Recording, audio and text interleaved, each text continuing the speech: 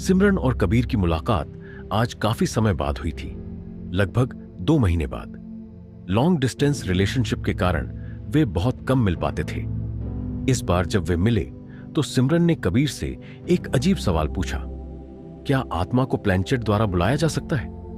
कबीर ने बिना झिझक के कहा, नहीं, सब झूठ है, लोगों को काम करना है। लेकिन सिमरन जानती थी कि उसके दोस्त नेहा, आदित्य, आरव, करण, सिया और रोहित के साथ पिछले हफ्ते एक फार्म हाउस पर गए थे और यही वो जगह थी जहां कुछ अजीब हुआ था। क्या तुम मूर्ख हो जो इस मूर्खता में शामिल हुए? कबीर ने पूछा।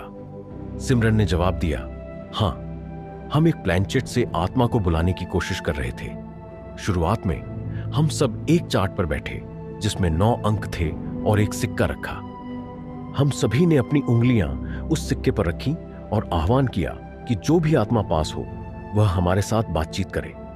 कबीर हैरान होकर पूछा, फिर क्या हुआ?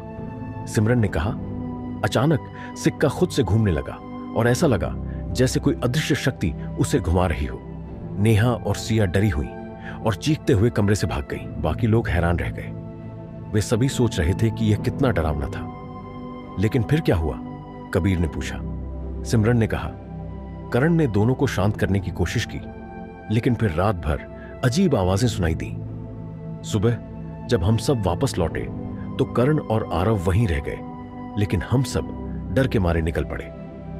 अब सिमरन और कबीर फिर से उसी फार्म हाउस पर जाने वाले थे।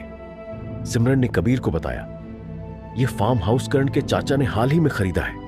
वहां 2 नौकर रहते हैं, लेकिन वे अपना काम खत्म करके चले जाते हैं। कबीर ने कहा, ठीक है, मैं इस बार आऊंगा।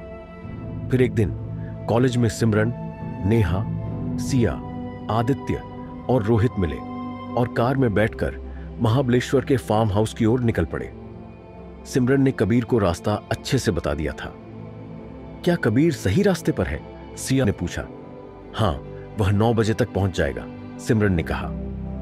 महाबलेश्वर पहुंचने के बाद सबने चाय पी और खाना खाया। सिमरन कबीर का इंतजार कर रही थी।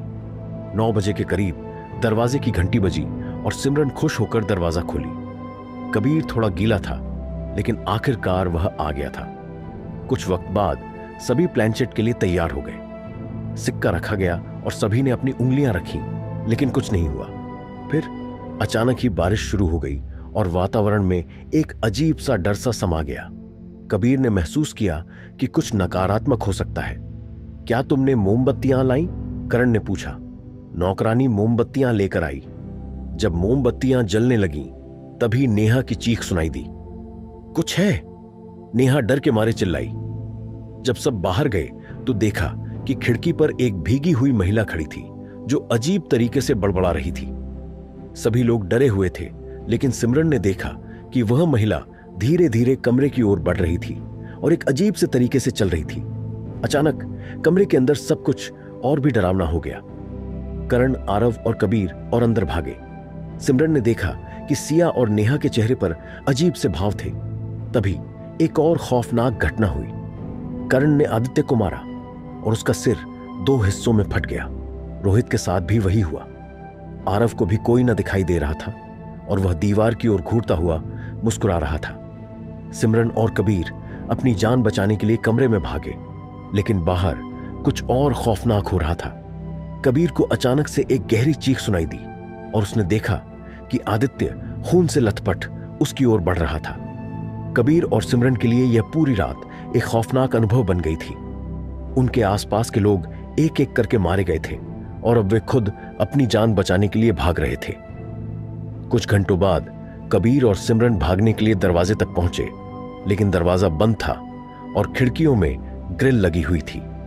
तभी आदित्य खून से लथपथ एक विकृत मुस्कान के साथ उठ खड़ा हुआ और उन्हें अपनी पकड़ में लेने की कोशिश करने लगा।